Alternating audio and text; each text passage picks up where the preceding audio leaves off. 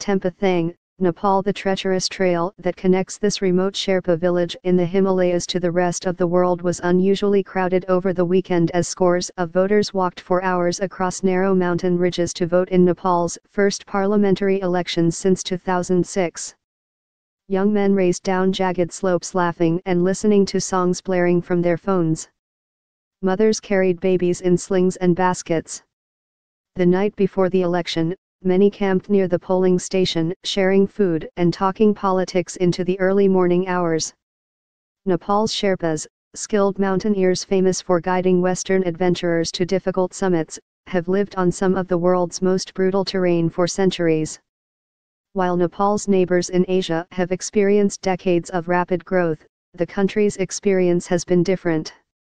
Corruption and instability have stalled development in the tiny Himalayan nation, leaving Sherpa villages with limited access to power, healthcare and education. Now many hope Nepal's transition from a monarchy to a federalized republic will bring with it modern basics. Democracy is happiness, one voter said, and happiness is roads. Wanghai Sherpa woke at 4 a.m. Sunday to walk to the polling station.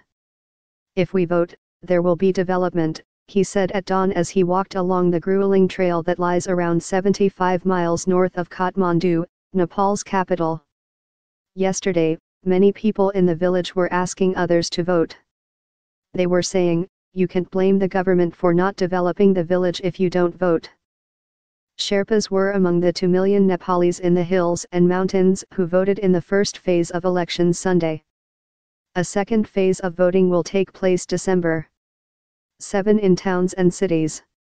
Elections are held on 2 separate days because Nepal's mountainous geography makes the logistics of voting a challenge. New national and provincial governments are expected to be announced early next year.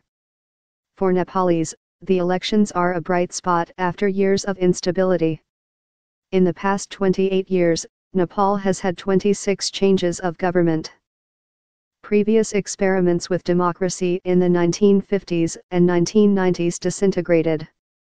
Then came one disaster after another. 10 members of the royal family were shot dead by the crown prince at a dinner party in 2001, a decade-long civil war claimed more than 16,000 lives, and a devastating earthquake in 2015 killed more than 8,000 people and left thousands homeless.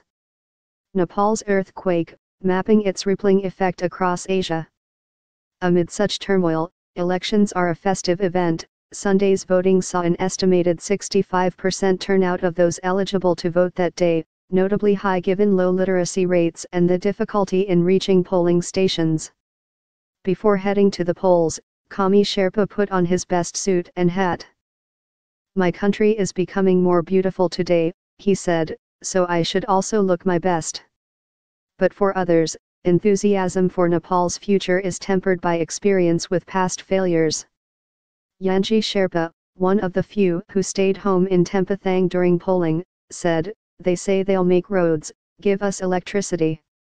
They've been saying these things for a while, but nothing happens.